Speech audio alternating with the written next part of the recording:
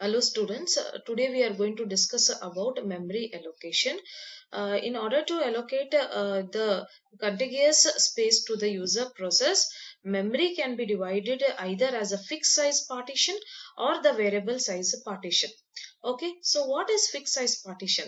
So here memory is divided into fixed size blocks and or partitions, and each of these partitions or the block contain exactly one processor. Okay, so when in this method, also called as multiple partition method, whenever the partition is free, then only the processor can be bought from an input queue into this partition.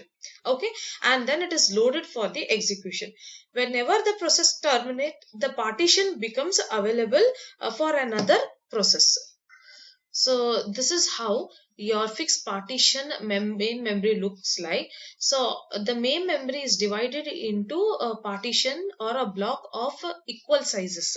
Is it correct? So the first partition is reserved for operating system, and from the second partition onwards, this can be used for the user processor. Okay, since all the partitions are of equal size, the process which has to be bought into the main memory should be either less or equal to this partition. And one more thing here, in the fixed partition, not only the size of the block is fixed for all the partition, but the number of partitions are also limited. Because of it, it reduces or limits the degree of multiprogramming.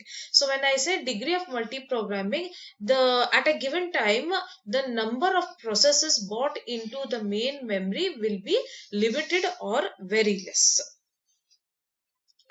So as I told you, the disadvantages of the fixed partition, you have something called as fragmentation. These are the problems related when the process is brought into the memory and when they are removed from the memory. Okay, this we will discuss later.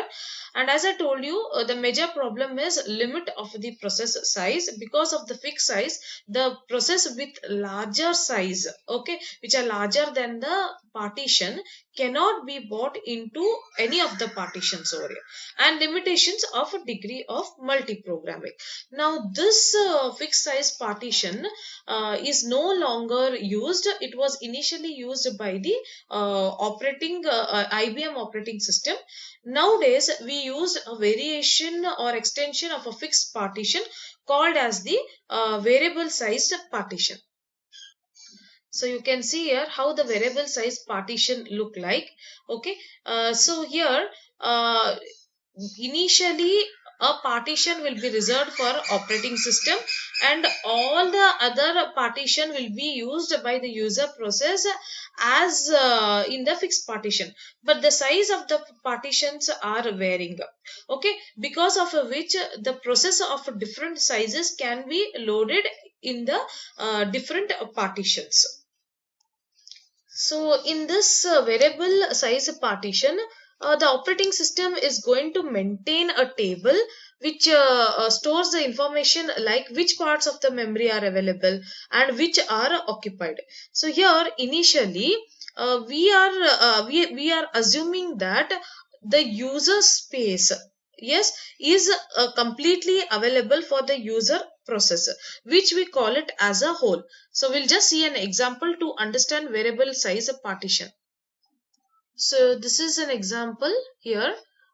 You can see here initially this user space is completely available. Okay, we call this as a whole.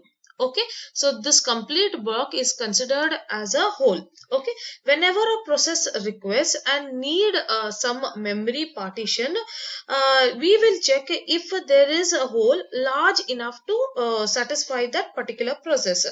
If there is, then we allocate only the amount of memory required by the processor. Okay, and the rest will be available to satisfy the future request. Okay, so usually what happens is when the process enter into the system, they are placed in the input queue, and the operating system takes into account the memory requirement of each of the process, and also the how much memory space is available so as to service that particular processor. Let us see. Okay, so here when the first process comes, it is requesting for 20 MB. Okay, since the whole is completely available initially, it can be easily allocated. So this is 20 MB, so exactly 20 MB can be given and all the free place. So out of 56, when I allocate 20, 36 will be remaining. This is my free place. Okay, so this will be available or free so as to service the next request.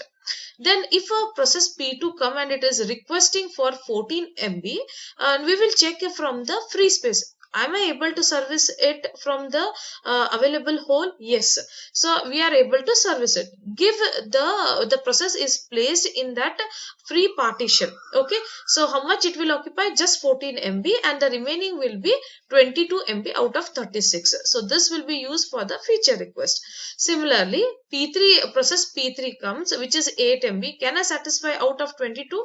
Yes, it can be satisfied. So after this partition of 18 MB is given to process P3, only 4 MB is remaining over here.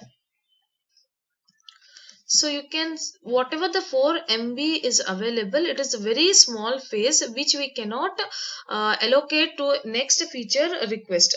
So in that case, the operating system has to wait until the process has finished is executed, terminated, and it is removed from the memory. So once it is removed from the memory, the partition or a block or a hole becomes available so as to service the next request of the process in the input queue. Okay, now you can see here, since it is very small, we will remove one of the process. Assume that process P2 is removed, so 14 MB became available. Now the process P4 come, which is of 8 MB. So I can check either I can allocate from here or here. So obviously since it is 8 MB, I can allocate from here. So once 8 MB is given, the remaining will be 6 MB. Is it correct?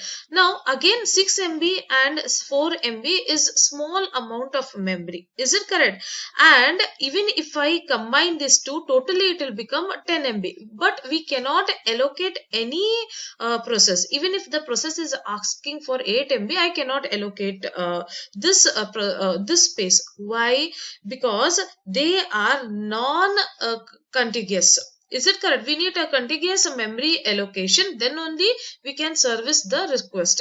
So again, the operating system has to wait until one of the process has been removed from the memory so that free space is available. So here we have taken P1 and we have removed P1. That means P1 has completed its job. So 20 MB is available. So you have 20 MB, 6 MB, 4 MB which are scattered throughout the main memory. Okay, now assume that P2 is again requesting for 14 MB. So I will check out of these three places which I can allocate. So 20 MB can be allocated. Again we have small pieces of main memory scattered in the memory as free places. Okay, so there is 6 MB, and 4 MB.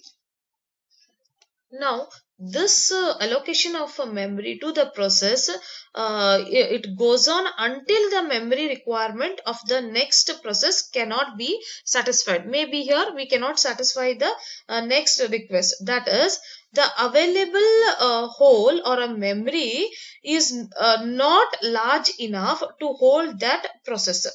So as I told you, in that case, one thing is operating system has to wait until the process is removed.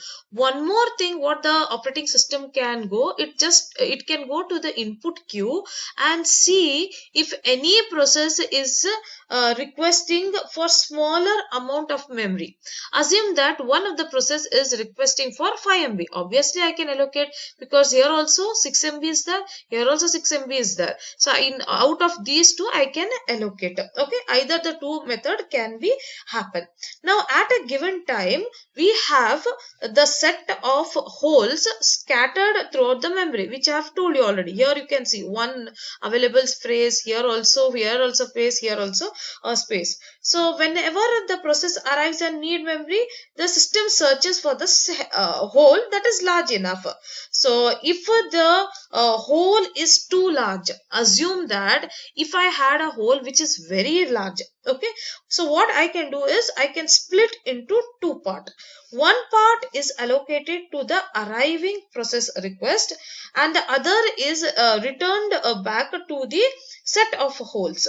And when the process terminates, it releases its block of a memory, which is again placed in a set of holes.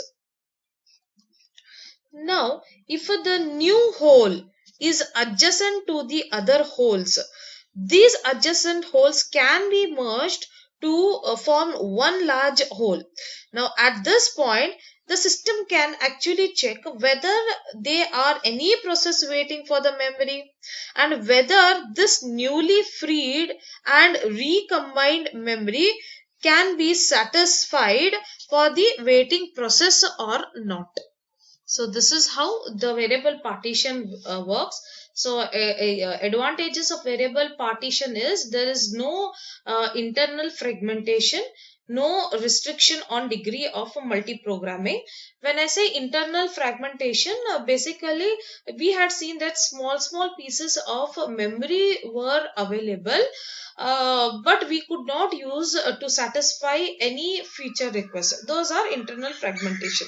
Is it correct? So they are just wastage of the memory. Okay, and when I say degree of multiprogramming, at a time you can get several processes in the memory because of the variable sizes. Okay, when I say disadvantages, it is very difficult to implement, and here external fragmentation occur. So when I say external fragmentation occurs, total available memory space is enough to satisfy the request, but since it is scattered throughout the memory, we cannot service any further request. Now in detail about the internal and external fragmentation we will see in the next coming video.